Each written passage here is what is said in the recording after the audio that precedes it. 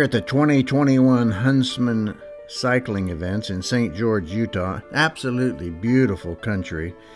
Very challenging rides. I did the hill climb and the time trial. There's several other rides, but there's plenty of great competition and real camaraderie.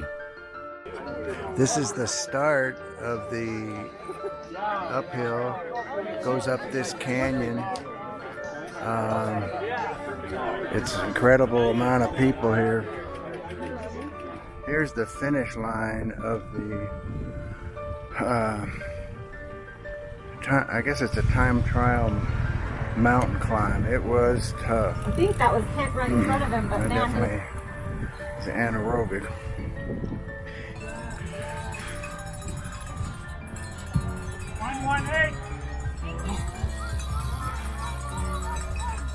Nice work, Mark Berghoff.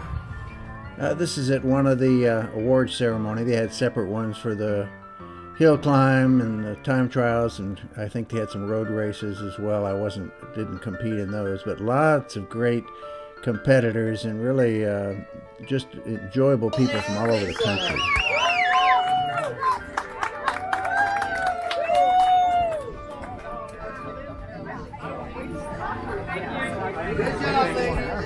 Yeah.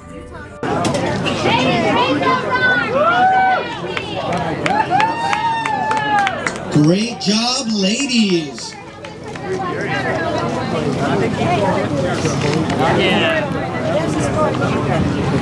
And someday we're all going to know. Good job, ladies. And in third place, Durward Higgins. In second place on the day, Gary Simmons. And the top spot on the podium today for our expert men 75 to 79, Larry Peterson.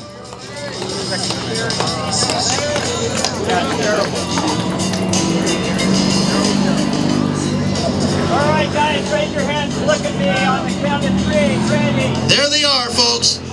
David, Greg, John, Durward, Gary, and Larry. It's your expert men 75 to 79. Ready?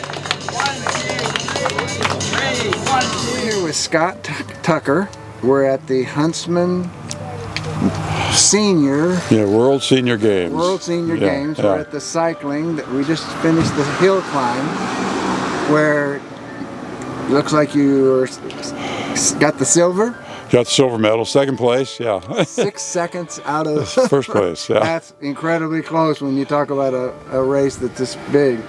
We're just interested in how you got involved in this sport, what it's meant to you in terms of your health and fitness and quality of life, and you know how you'd recommend others that just don't think they can do anything, or motivate people to get involved in some activity to help their health and fitness. Anything that comes to your mind?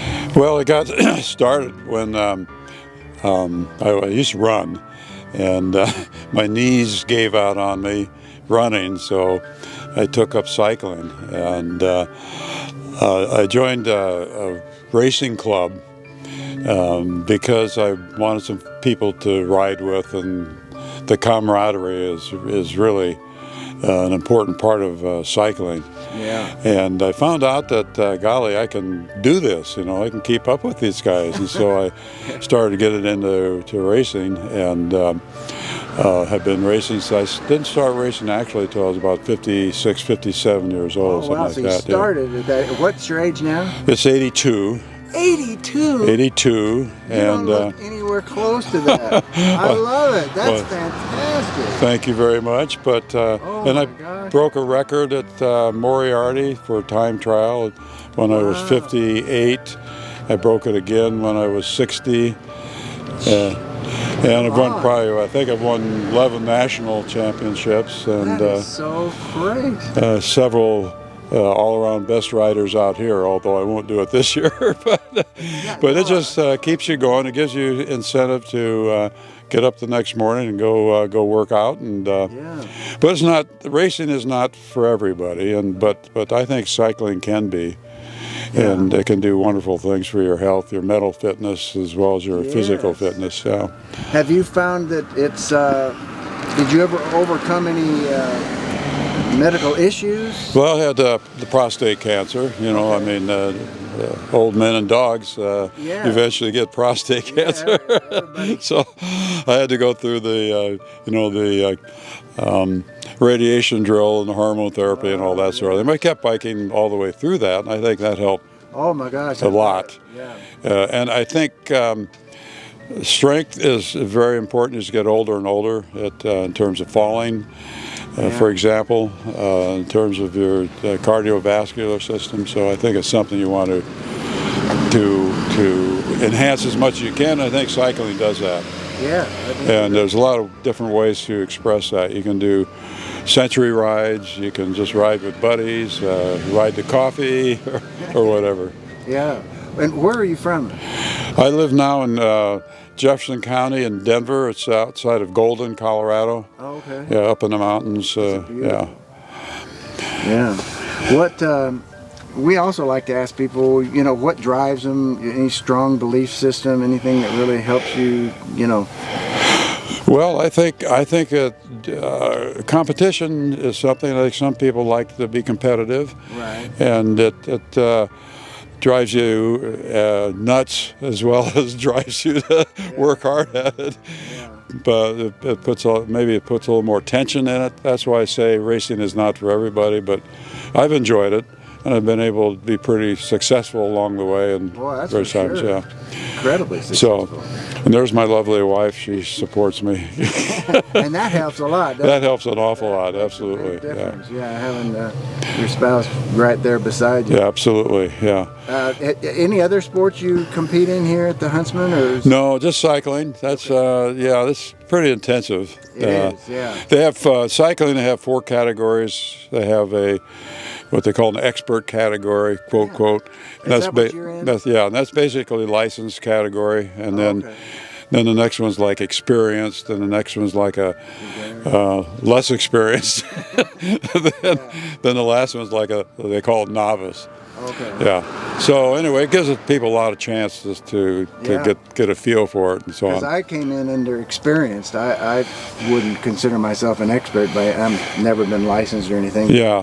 But I was surprised how many there was even in my group. But, yeah. But it went 6 deep, I think, in our group. Did it? Then in the 80 to 84 group. Isn't that something? I mean, that's something. What would you say to those people on the couch that just don't think they can get out and do anything? Well, it's at your peril. Okay. That's very good. At your peril, don't do anything. If you don't do anything, it counts you up, because I just think everything kind of starts to shut down a little bit. Yeah, I 100% agree. And kids or grandkids? 3 grandchildren, 2 kids. And, so you're able to keep up with them. I mean, they probably can't keep up with you. Well, in cycling, it's hard for them, yeah. But they got their things that they do that I can't keep up with, so, yeah. Well, but did you say that there was any strong belief system that helped drive you? I don't know if it's a belief system. I think you just have to understand that if you want to live a long, healthy, enjoyable life, you have to get off your rear end and do something. And I think that's a pretty strong belief system. And in that, I think if you're not active and don't push yourself a bit, I think health is so important to an enjoyable life that you've got to focus on that. That's part of it. But I don't know, I think of in a religious sense or that sort of thing, there's nothing that really drives me that way. Okay. Well, that's great. And what would you say to those people that, sitting on the couch, he's 70. I'm too old to do that. Here you are, look at you. Well, if you're 72, get out there and do it, and you'll be beating me when you're 82. Right. And I'm 92, so okay. That's great, though. You plan on continuing this as long as you can, right? Probably, yeah. I love it. You got to keep the rubber side down. That's a big secret. That's the best looking 82-year-old I've ever seen. Well, thank you very much. Yeah. I love it.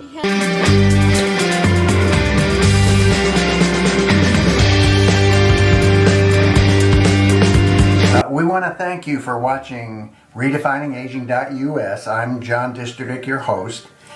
And our goal for the series is pretty simple. We just want to enhance the quality of people's lives.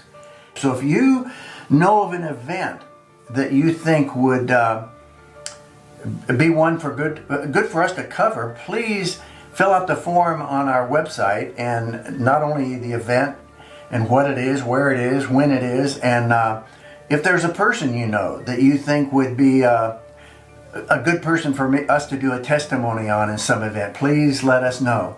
And if you want a fuller description of my testimony, you can either go to johndisterdick.com and look under ministry, or you can go here at redefiningaging.us. We appreciate your viewership. God bless, and hope to see you on more shows.